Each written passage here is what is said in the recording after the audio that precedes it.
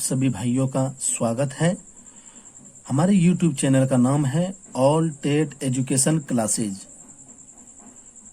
जो लोग नए हैं इस चैनल को सब्सक्राइब करें, लाइक करें, कमेंट करें और शेयर करना भी नहीं भूलें।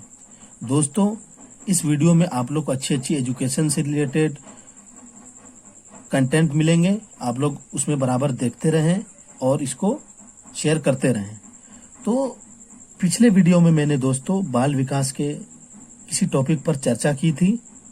आज मैं आगे कुछ और टॉपिक पर चर्चा करूंगा। उसके अगले वीडियो में आप लोग बने रहेंगे और देखते रहें। तो दोस्तों, पिछले वीडियो में मैंने बाल विकास के दो पार्ट को जो डिवाइड किया था, जिसमें एक मनोविज्ञान और दूसरा बाल विज्ञान, तो मैंने मनोविज्ञान के ऊपर चर्चा किया था पूरे, और आज मैं जो है बाल विज्ञान के ऊपर चर्चा करूंगा। तो आते हैं दोस्तों टॉपिक पर। आप लोग नजर बनाए रखें। बाल विकास मतलब कि बालक का विकास, इसका जो अध्ययन करेंगे दोस्तों, इसमें कब से कब तक, गर्भावस्था से लेकर किशोरावस्था तक। आप सबों को पता होगा कि बाल विकास में जो अध्ययन करेंगे गर्भावस्था से लेकर किशोरावस्था तक। और फिर आगे चलते हैं दोस्तों। बाल विकास का सबसे पहले अध्ययन किसने किया था? तो उस वैज्ञानिक का नाम है दोस्तों जॉन लॉक। आप लोग याद रखेंगे। और फिर आगे की ओर चलते हैं कि इससे पहली वाली वीडियो में मैंने बताया था कि बाल मनोवैज्ञानिक के जनक कौन थे। उसके जनक थे विलियम जेम्स। लेकिन यहाँ पे फिर से सवाल एक अलग रूप से है कि बाल विकास के जनक कौन है। आप लोग ध्यान देंगे, बाल विकास के जनक स्टैनली हॉल है। इन्होंने सामान्य अध्ययन किया था। आप लोग ध्यान रखेंगे कि बाल विकास के जनक और बाल मनोवैज्ञानिक के जनक में फर्क है। और उसके बाद वैज्ञानिक अध्ययन किसने किया था, ये भी ध्यान देंगे। आप लोग ध्यान देंगे दोस्तों कि बाल विकास में ही वैज्ञानिक अध्ययन किस मनोवैज्ञानिक ने किया था। उनका नाम है पेस्टोलॉजी, जिन्होंने 1774 ईस्वी में किया था, और वो सदी थी 18वीं सदी। और यहाँ पे फिर से एक नया सवाल आ रहा है दोस्तों कि ये जो अध्ययन किया था, वैज्ञानिक अध्ययन, ये किस पर किया था। तो यहाँ पे है कि उन्होंने खुद के बच्चों पर किया था। उनके जो खुद के बच्चे थे उन पर उन्होंने एक्सपेरिमेंट किया था, और उस बच्चे की जो उम्र थी वो 3.5 साल थी। तो आप लोग इस चीज को भी नोट कर लेंगे, ध्यान देंगे। यहाँ पे क्वेश्चन आएगा कि वैज्ञानिक अध्ययन जो किया गया था वो किस पर किया गया था। तो यहाँ पे 3.5 साल के बच्चों पर ध्यान देंगे। उसके बाद पेस्टोलॉजी मनोवैज्ञानिक ने इसके नाम से एक पुस्तक भी लिखी। उस पुस्तक का नाम था बेबी बायोग्राफी। आप लोग ध्यान देंगे, ये बाल मनोविज्ञान पर आधारित है। ये किस पे आधारित है? बाल मनोविज्ञान पर। यहाँ पे क्वेश्चन आएगा कि बेबी बायोग्राफी किस वैज्ञानिक ने पुस्तक लिखी। तो आप लोग ध्यान देंगे, पेस्टोलॉजी के द्वारा लिखी गई ये पुस्तक है।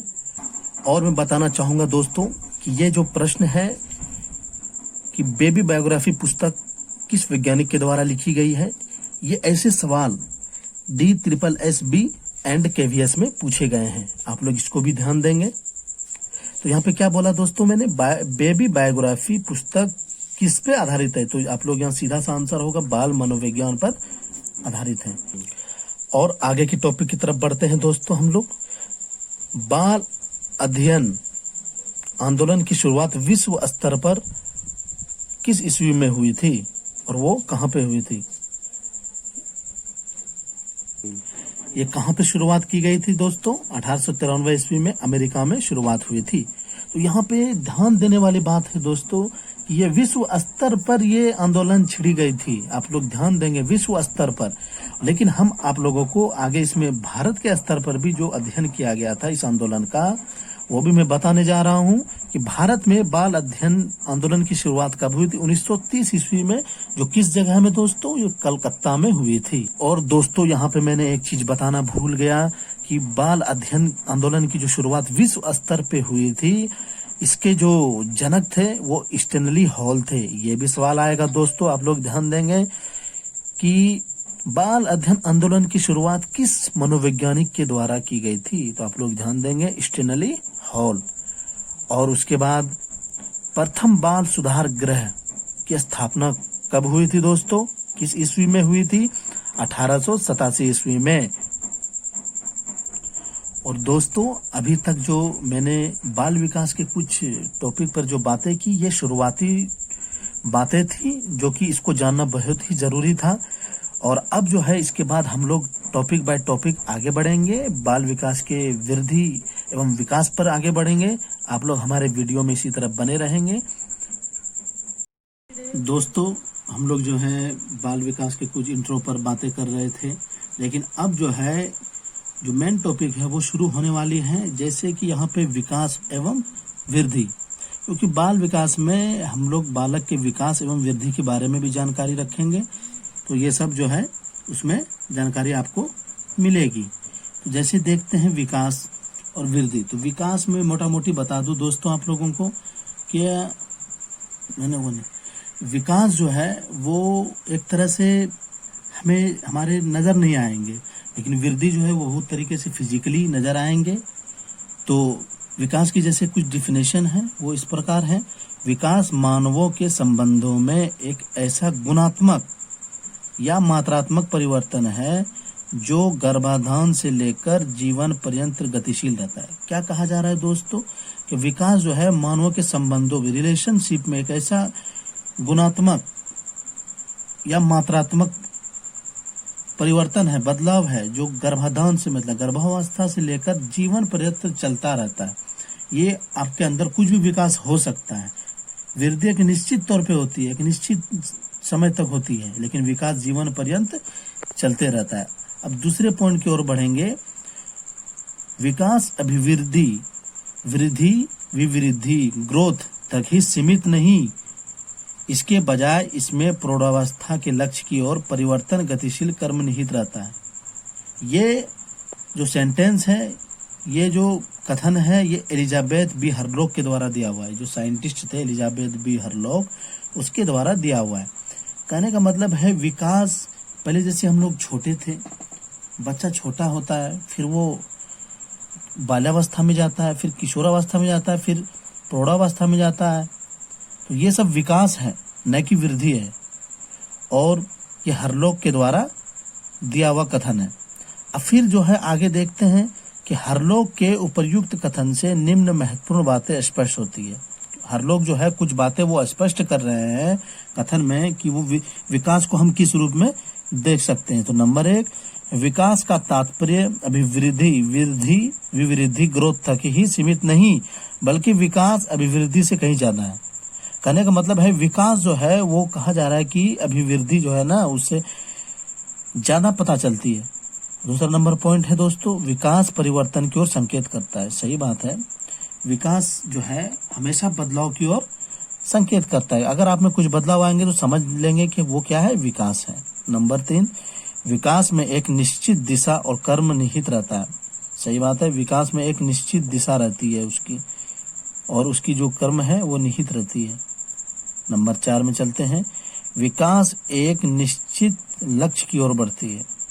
इसका एक लक्ष्य होता है विकास का, वो एक निश्चित लक्ष्य की ओर बढ़ती है। विकास जो है दोस्तों, मैंने यहाँ पर ये नहीं कहा कि लक्ष्य तक बढ़ती है, लक्ष्य की ओर ये बढ़ती रहती है। अब जो है उसके बाद है कुछ और पॉइंट्स हैं। विकास सामान्य से विशिष्ट की ओर होती है। विकास जो है सामान्य से विशिष्ट की ओर। और उसके बाद जो है विकास एक व्यवस्थित पद्धति के अनुसार होता है, मतलब एक सुव्यवस्थित ढंग से उसको हम आगे की ओर बढ़ते हुए देख सकते हैं। आगे देखते हैं दोस्तों, ये पॉइंट जो है बहुत ही इम्पोर्टेंट पॉइंट है, जिसको आप लोग देख सकते हैं। विकास सदैव चलने वाली प्रक्रिया है। क्या है? विकास सदैव चलने वाली प्रक्रिया है। मैंने पहले भी बताया था, विकास वृद्धि की तुलना में रुकती नहीं है। और फिर किंतु कभी कभी इसकी गति में भी ठहराव, स्पष्टता के लक्षण दिखाई दे सकते हैं। मैंने ये देते हैं नहीं बोला है, दे सकते हैं। तो वो क्या है देखते हैं। बाल विकास के अनुक्रम में 2 अवस्थाएं चुनौती देती है। वो क्या है? यौवनारंभ, प्यूबरिटी, तथा 2 मानव शक्ति के ह्रास की आवश्यकता है, जैसे कि स्त्रियों में मेनोपेज तथा पुरुषों में कामक्षय की अवस्था। सही बात है कि पुरुष या जो महिलाएं होती है वो एक तरह से सब दिन काम नहीं कर सकती है। इन दोनों आवश्यकताओं में ठहराव या अस्पष्टता के लक्षण दिखाई देते हैं। मतलब एक तरह से विकास चलती नहीं रहेगी, वो कभी कभी बीच में एक रुकावट के तौर पर, ठहराव के तौर पर भी नजर आएगी। उसके बाद है दोस्तों, विकास व्यक्तित्व से सामाजिकता की ओर चलता है। सही बात है, जो विकास होगा वो एक सोशलिस्ट स्तर पर भी हमें नजर आएगा। उसकी जो व्यक्तित्व जो है इंसान की, वो भी नजर आएगी। अब दूसरा नंबर है, विकास व्यक्तिगत विभिन्नता के अनुसार चलता है। कैसे चलता है? विकास व्यक्तिगत विभिन्नता के अनुसार चलता है। मतलब सेल्फ डिफरेंस जिसको बोलते हैं, या तो इनक्विडेनल डिफरेंस, है ना। अब उसके बाद है, और इसमें पॉइंट है, विकास एक रेखीय न होकर वर्तुलाकार स्पेरियल होता है। और एक तो यहाँ पे बहुत ही इंपॉर्टेंट क्वेश्चन है, ये बराबर पूछा जाता है दोस्तों कि विकास एक क्या होता है। तो यहाँ पे विकास एक बहुआयामी प्रक्रिया होता है। ध्यान रखेंगे इस पॉइंट को, विकास एक बहुआयामी होता है।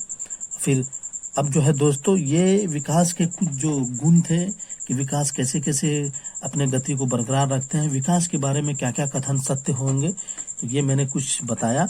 और जो है विकास के जो विभिन्न आयाम हैं, डायमेंशंस हैं, वो मैं अगली वीडियो में आप लोगों को बताऊंगा दोस्तों।